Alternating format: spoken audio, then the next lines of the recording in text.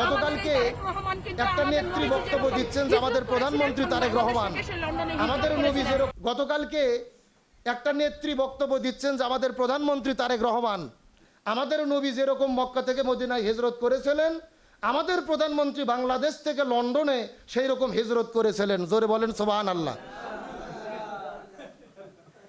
সবাই নাউজুবিল্লাহ বলি। উনি স্বয়ং রসুলের হিজরতকে প্রধানমন্ত্রীর সঙ্গে মিল করে দিয়েছেন। দুর্ভাগ্যজনক, আমাদের দেশ যখনই যারাই ক্ষমতায় আসে দেশটা চলে তেল আর পামের ওপরে।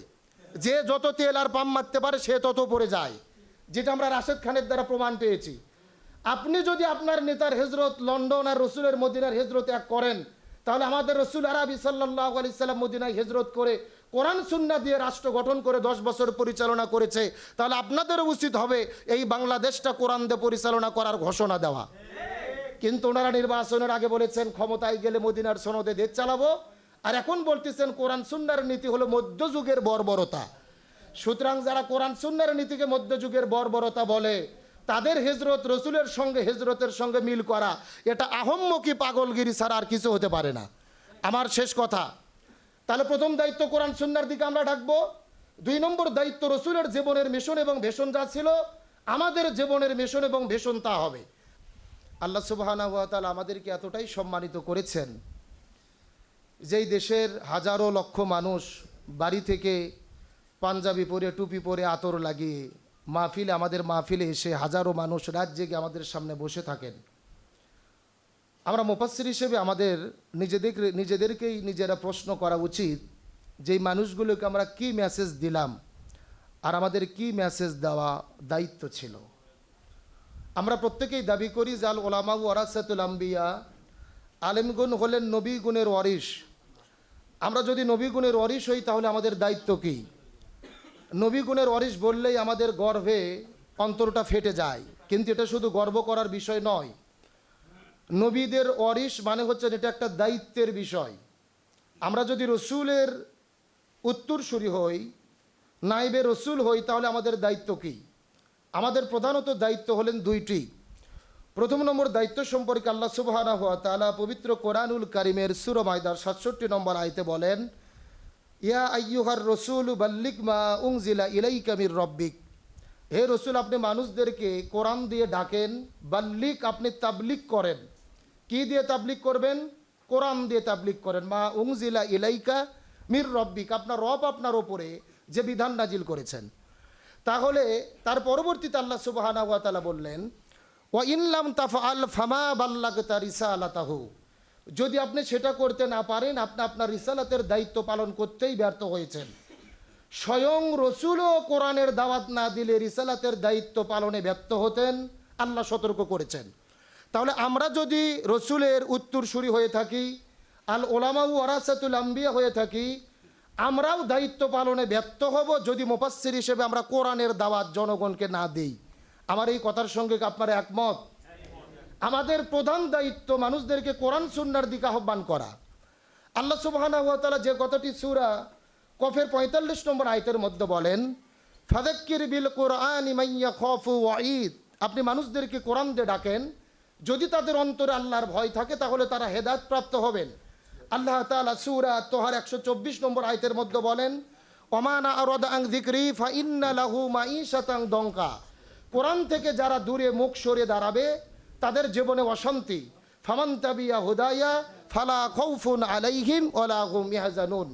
আর শান্তি পাবে তারা যারা কোরআনের পথে চলবেন। আর রাসূল আরবি সাল্লাল্লাহু আলাইহি ওয়াসাল্লাম বিদায় হজের দিনে সলক্ষ সাহাবীদের সামনে আমাদের জন্য মেসেজ দিলেন, তারাকতু ফীকুম আমরাইন লান তাদিল্লু মা তামাসসাকতুম বিহিমা কিতাবাল্লাহি ওয়া সুন্নাতা রাসূলি। আমি তোমাদের জন্য 2টা জিনিস রেখে যাচ্ছি, যদি তোমরা আঁকড়ে ধরতে পারো কখনোই পথভ্রষ্ট হবে না। 1 নম্বর কোরআন, 2 নম্বর সুন্নাহ। তাহলে আমাদের সর্বপ্রথম দায়িত্ব মানুষদেরকে কিসের দিকে ডাকা? কোরআন সুন্নাহর দিকে আহ্বান করা। আমরা বাপ দাদার দিকে কাউকে আহ্বান করি না, আমরা পীরের দিকে কাউকে আহ্বান করি না। আমরা কার দিকে মানুষকে আহ্বান করি? আল্লাহর দিকে আহ্বান করি। এবং মুফাসসির হিসেবে এটা আমাদের সর্বপ্রধান দায়িত্ব।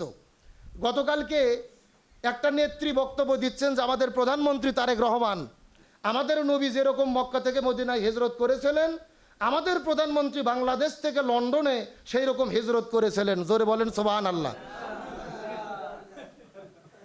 সবাই নাউজুবিল্লাহ বলি। উনি স্বয়ং রসুলের হিজরতকে প্রধানমন্ত্রীর সঙ্গে মিল করে দিয়েছেন।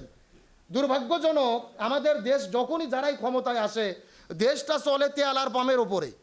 যে যত তেল আর পাম মারতে পারে সে তত উপরে যায়, যেটা আমরা রাশেদ খানের দ্বারা প্রমাণ পেয়েছি। আপনি যদি আপনার নেতার হিজরত লন্ডন আর রসুলের মদিনার হিজরত এক করেন, তাহলে আমাদের রসুল আরবি সাল্লাল্লাহু আলাইহি সাল্লাম মদিনায় হিজরত করে কোরআন সুন্নাহ দিয়ে রাষ্ট্র গঠন করে 10 বছর পরিচালনা করেছে। তাহলে আপনাদেরও উচিত হবে এই বাংলাদেশটা কোরআন দিয়ে পরিচালনা করার ঘোষণা দেওয়া। কিন্তু ওনারা নির্বাচনের আগে বলেছেন ক্ষমতায় গেলে মদিনার সনদে দেশ চালাবো, আর এখন বলতেছেন কোরআন সুন্নাহর নীতি হলো মধ্যযুগের বর্বরতা। সুতরাং যারা কোরআন সুন্নাহর নীতিকে মধ্যযুগের বর্বরতা বলে, তাদের হিজরত রসুলের সঙ্গে হিজরতের সঙ্গে মিল করা এটা আহম্মকি পাগলগিরি ছাড়া আর কিছু হতে পারে না। আমার শেষ কথা, তাহলে প্রথম দায়িত্ব কোরআন সুন্নাহর দিকে আমরা ডাকবো। 2 নম্বর দায়িত্ব রসুলের জীবনের মিশন এবং ভীষণ যা ছিল, আমাদের জীবনের মিশন এবং ভীষণ তা হবে। রসুলের মিশন এবং ভীষণ কি? কোরআনুল কারীমের 3 জায়গায় আল্লাহ তাআলা একই কথা বলেছেন। সূরা তাওবার 33 নম্বর আয়াত, সূরা আল ফাতির 28 নম্বর আয়াত, সূরা সফের 9 নম্বর আয়াত, ওয়াল্লাযী আরসালা রাসূলাহু বিল হুদা ওয়া দীনিল হাক্কি লিইয়ুযহিরাহু আলাদ-দীনি কুল্লিহি ওয়ালাউ কারিহাল মুশরিকুন। তাহলে রসুলের মূল দায়িত্ব শুধু নামাজ, রোজা, হজ, যাকাত নয়। রসুলের মূল দায়িত্ব ছিল জমিনের সমস্ত জীবন ব্যবস্থার উপরে ইসলামকে বিজয় করা। তাহলে আমরা যদি রসুলের উত্তরসূরি দাবি করি, আমাদের প্রধান দায়িত্ব কি? এই জমিনে ইসলাম বিজয়ের জন্য কাজ করা। এটা কি শুধুই আমাদের নবীর দায়িত্ব ছিল না, সব নবীর দায়িত্ব ছিল? আমরা সবাই তো ওয়াজ করি সূরা শুরার 13 নম্বর আয়াত, ওমা ওয়াসাইনা বিহি ইব্রাহিমা ওয়া মুসা ওয়া ঈসা আন আকিমুদ্দিন ওয়া লা তাতাফাররাকু ফি। আলোচনা আপনারা জানেন। তাহলে আমাদের সবার 2 নম্বর দায়িত্ব রসুলের তরিকায় এই জমিনে দিন বিজয়ের জন্য কাজ করা। আমরা চেষ্টা করবো ইনশাআল্লাহ। এখন শেষ প্রশ্ন, দিন বিজয় আমরা সবাই চাই, দিন বিজয় হয় না কেন? উহুদের যুদ্ধে মুসলমানদের সাময়িক বিপর্যয় হয়েছিল।